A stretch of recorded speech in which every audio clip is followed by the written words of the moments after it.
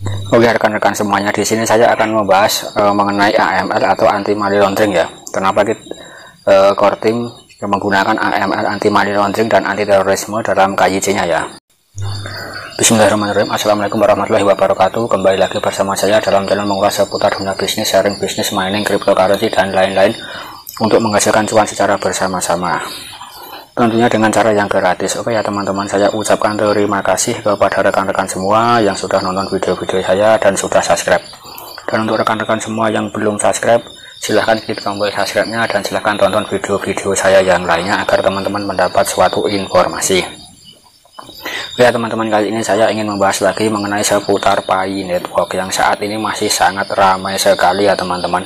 Kita sambil menunggu tanggal 14 Maret 2022 yang mana merupakan hari Pi, yang disitu hari yang sangat spesial sekali untuk Pioneer atau untuk Pi Network dan untuk core team ya, karena memang pada hari tersebut merupakan salah satu ulang tahun daripada Pi Network itu sendiri dan juga merupakan hari Pi ya teman-teman. Dan sambil menunggu pengumuman resmi dari core team di tanggal 14 Maret nanti mengenai KYC ya, di sini saya ingin mengulas sedikit lagi tentang KYC ya teman-teman. Di sini ada kata-kata atau pernyataan dari core team ya mengenai KYC, yang mana data KYC yang dikumpulkan ini digunakan hanya untuk memverifikasi identitas ya. Jadi sama sekali tidak untuk dijual core team ya. Ini yang perlu digarisbawahi, dan juga untuk mematuhi peraturan anti pencucian uang atau AML, anti money laundering ya, dan anti terorisme. Dan sama sekali tidak untuk menjual data KYC rekan-rekan ke dunia ya. Karena untuk aplikasi Pi Network ini bersifat global atau internasional teman-teman, jadi harus mematuhi aturan internasional mengenai AML KYC, anti pencucian uang atau anti money laundering dan KYC ya. Di sini saya ingin menjabarkan kepada teman-teman semuanya mengapa kita harus perlu melakukan AML ya, atau anti money laundering.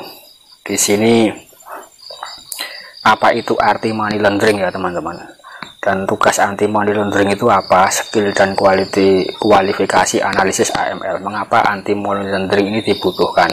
Nah di sini ya teman-teman, sini akan saya jabarkan secara singkat untuk rekan-rekan semuanya agar teman-teman juga bisa memahami dan mengetahui mengapa harus menggunakan AML ya. Oke rekan-rekan semuanya, di sini saya akan membahas mengenai AML atau anti money laundering ya. Kenapa kita core team menggunakan AML anti money laundering dan anti terorisme dalam KYC-nya ya.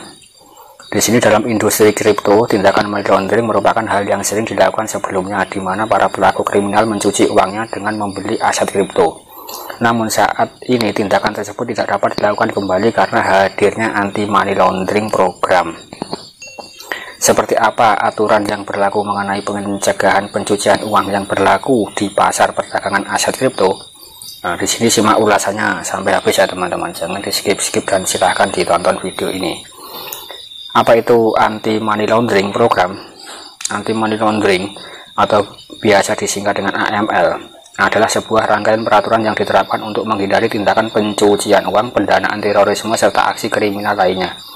AML biasanya berisi berbagai tahapan peraturan dan hukum yang diciptakan untuk menghindari sebuah layanan dapat menjadi tempat untuk melakukan pencucian uang bagi pihak-pihak yang tidak bertanggung jawab.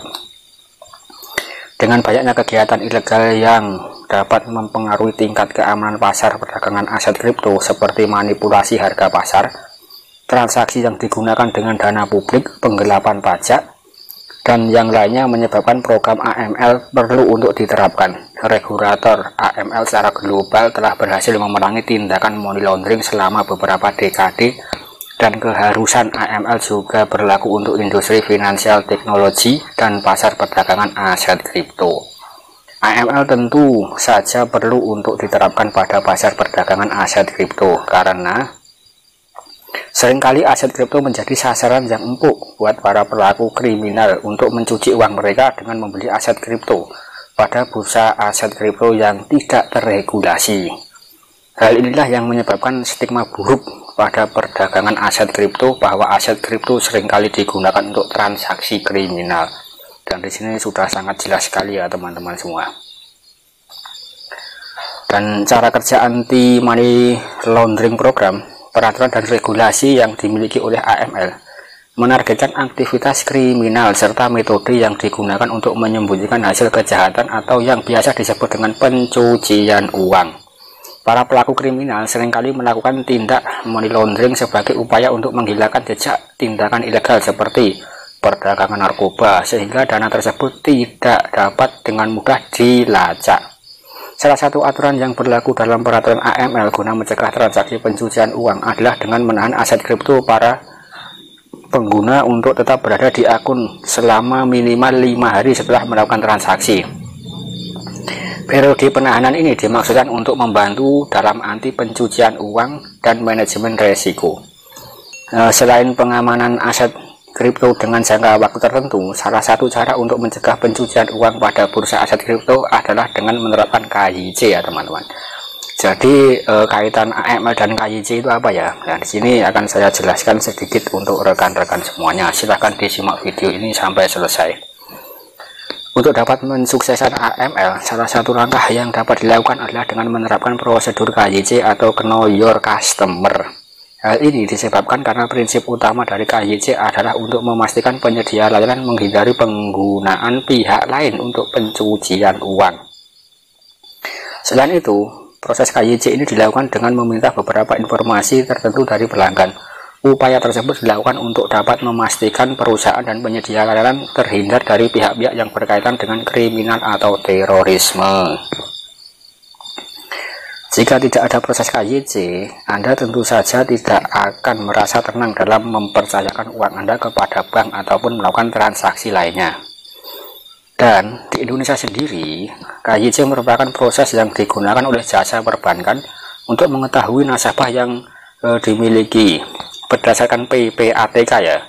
Ini berdasarkan PPATK. KYC diatur secara khusus dalam Peraturan Bank Indonesia ya, nomor 3/10/PBI 2001 ya, tentang penerapan prinsip mengenal nasabah.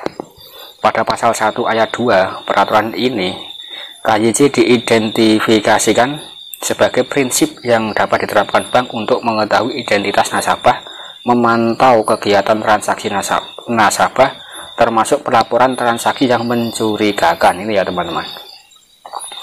Di sini adalah pentingnya suatu anti money laundering dan KYC ya. Jadi saya sudah jelaskan sedikit gambarannya untuk rekan-rekan semuanya, semoga bisa dipahami ya betapa pentingnya kita harus mengikuti AML KYC anti terorisme ini ya teman-teman. Semoga nanti KYC by Network bisa berjalan dengan lancar sesuai dengan yang dijadwalkan oleh Kortim itu sendiri. Oke teman-teman, sekian dulu konten dari saya. Jika teman-teman suka dengan konten video ini, silahkan diklik like, komen, dan jangan lupa klik subscribe-nya ya.